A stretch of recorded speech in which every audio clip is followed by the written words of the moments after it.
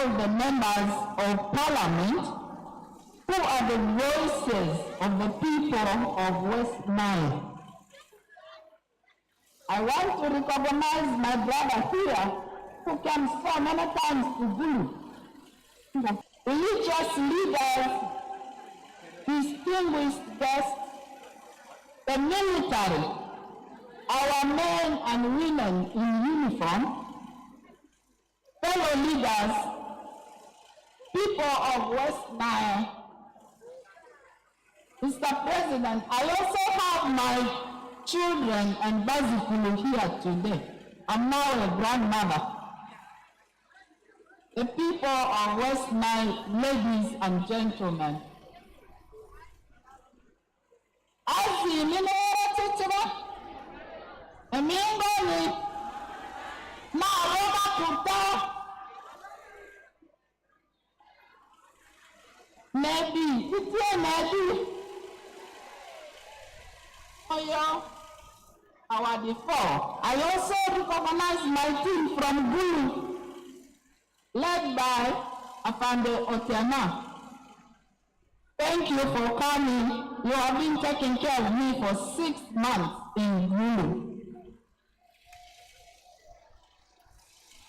It's with profound honor and humility that I stand today, 23 years since we laid down arms, embraced dialogue, and chose a path of unity, development, reconciliation for our beloved West Nile region.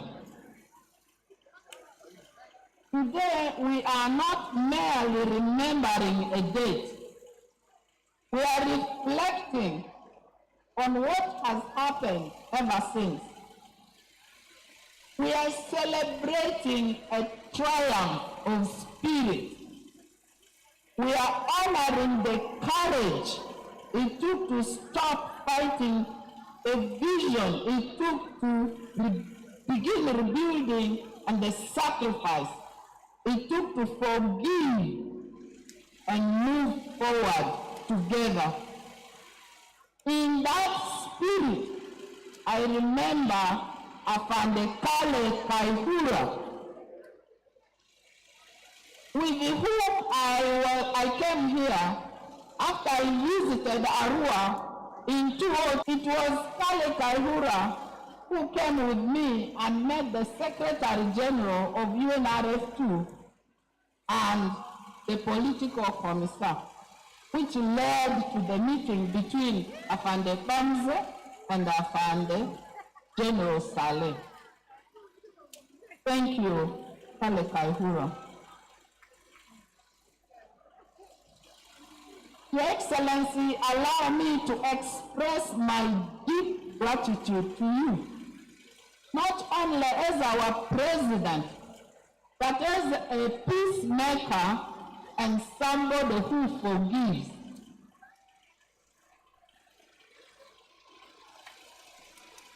Your steady leadership, your commitment to inclusive dialogue, and your willingness to listen, Mr. President, is what paved the way for this historic peace accord signed here in Yumbe in 2002. That peace deal brought together the Uganda National Rescue Front 2 and the government of Uganda to sign a lasting peace. And then after that, also to have a lasting peace with UNRF 1, with the West Nile Bank Front, and other groups. And there was only one goal: to silence the guns and give our children of West Nile and this country a future. I'm very proud and humbled to have played my role in that journey.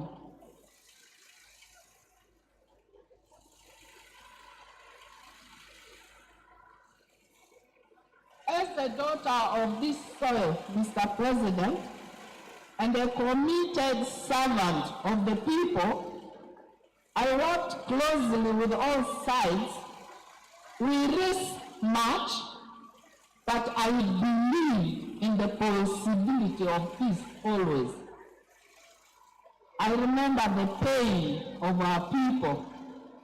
I remember as a midwife, we had to light a circuit gas to deliver women in the health facilities. We didn't have electricity, but today we have electricity. What could be better than that? We didn't have roads, but today we have roads, Mr. President. How better could it get? We didn't have running water. We used to have a lot of cholera outbreaks in this region, but we don't have that now. Our roads are passing all the way through Congo, Aba, into Central African Republic. Mr. President, we have you to thank for that.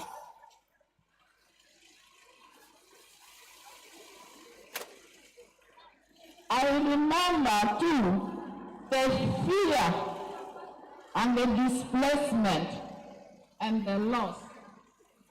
We lost our own people. We also lost our soldiers who sacrificed for us. I remember mothers feeding children who were not their own. Yesterday, I met a mother. When I was working in the hospital, this poor woman and her husband, the family is called Safi. We sat by the door. Actually, this is the son of that gentleman, the president. His younger sister, a baby 2 weeks old, the parents left that child in the house and they took off running. When the soldiers came and said, the rebels came and said, Daddy, no,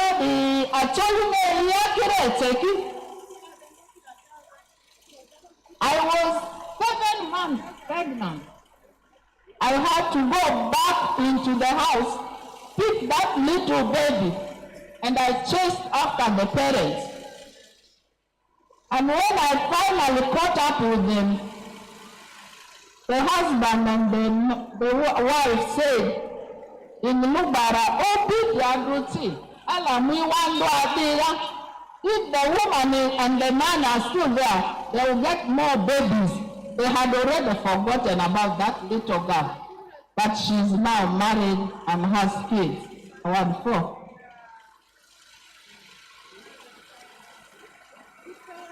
After that, as we were running, the bullets, Mr. President, by then I didn't know how bullets sound because I was a nurse. I was delivering babies and giving injections. I had something like a whisper and bullets flying. Company coming from Kampala, UTC. Now we have hundreds and thousands of bus companies in West Nile celebrating your number 2, liberalization and privatization of the economy. We had 1 radio station. Today, we have hundreds and hundreds of radio stations and TV stations. Mr. President, we must nurture what we have. The people of West Nile no longer know rebellion. I can only say we can be remembered for our resilience, our recovery, and our footpaths. Schools where there was silence, clinics where there was suffering, and most importantly, we see hope hope, Mr. President. Peace is just not an absence of war. It is the presence of justice. We must not only commemorate peace, we must protect it. We must mourn, and by ensuring that no one feels left behind. And we know you have made it inclusive even for your universal primary education and universal secondary education.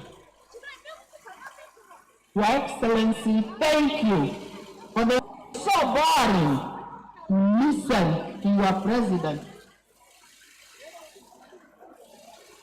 Please, we have achieved.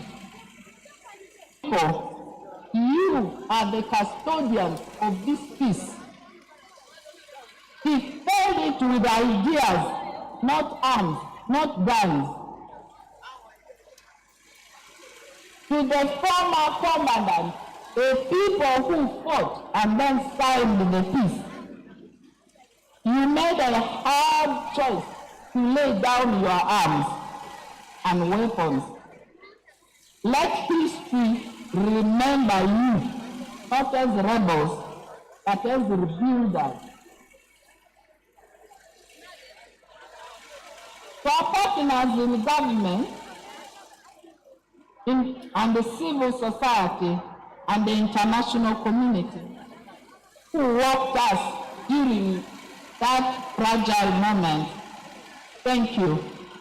Your support in integration, reconciliation, and reconstruction, supported by our government to restore dignity and opportunity to countless lives. To the brave men and women in uniform, I have a list here. I hope I'm not reading everybody. I was going to give it to Honorable Huda. We have General Katumba Wamala, Kale Kahura, General Sam Okidi, General Sam Kamuna, late General Kazini, Major General Sam Kawaha, Major General Hudson Mukasa, Major General Dennis Sande,